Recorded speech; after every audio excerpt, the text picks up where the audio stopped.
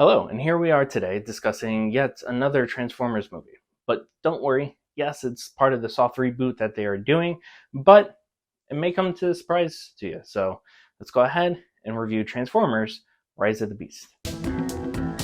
Hello there, and good evening, ladies and gentlemen, and children. So if you're not familiar with Transformers Rise of the Beast, that's okay. It's actually a sequel to Bumblebee, which we got a few years ago, which, of course, that's a soft reboot to the original films that technically my generation grew up with in '08, which was, of course, directed by Michael Bay. Now, the soft reboot does have its quirks in there. I honestly don't know why they kind of did a soft reboot. I kind of wish if they did do anything that they would have done prequels that led into what we know, which is kind of what Bumblebee left us with. But this film, all on its own, is a setup too. And I'm sorry for the spoiler, but it's free to watch on, of course, some of the streaming platforms, and that is G.I. Joe. Yeah, it kind of sets up G.I. Joe with a connection to Transformers, and that doesn't really fit with the Transformers movies that we know with Shia LaBeouf, but I digress. All in all, this Transformers movie is a lot better than the Bumblebee movie.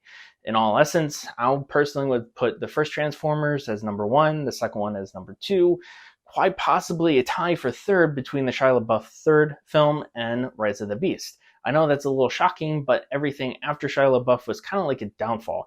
And it was a slippery slope of a downfall. If you like him, if you enjoy him, then you know what, that's just my opinion, but that's how I would personally put him, really.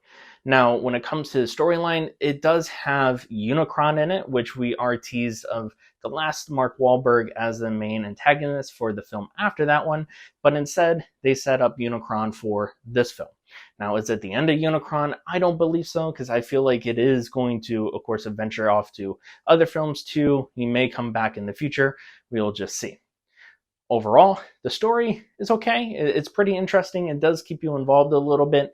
There wasn't really much to it because it is a Transformers movie. But one of the things I did take away was the fact that the Transformers in this film, and quite possibly Bumblebee, is a lot shorter than the ones that we knew with Shia LaBeouf and Michael Bay. And what I mean by shorter is the fact that, of course, Optimus, Bumblebee, and all those cats, they're actually smaller than a warehouse. I know, in previous films, they used to be ginormous and a lot bigger than a warehouse. In this sense, they kind of can fit in a warehouse. They can easily walk in without an issue. And to me, I feel like they need to be a lot taller, like maybe bigger than a house, which, they kind of are, but not by much. At least give us like a 4 or 6 story height on these guys. And it's really not that. Because again, it's kind of like a soft reboot in a way.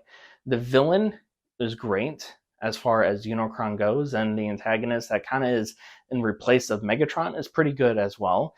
When it does come to Optimus Primal, they do a great setup as far as their backstory, their lineage, and showcases a great partnership with him and Optimus Prime too, to the point where they can coexist in the modern world, which is great and fantastic. Because if they want to do a spin-off with them, they can absolutely 100% do it and not have to worry about the regular Transformers, which is great. Now, overall, I thought it was really fun. It was very enjoying. And if you have kids, I'm sure they will enjoy it too. The new characters that are involved with this can actually do really well and be iconic as the ones that we grew up with Shia LaBeouf and Michael Bay. Now, it is free to stream, I believe, on Paramount. So go ahead and get a subscription there. But overall, what did you guys think? Did you see it in the theaters or did you see it at home? Which one was better? Also, leave your comments down below. Don't forget to subscribe and follow us on all social platforms, and we'll see you next time for the next review.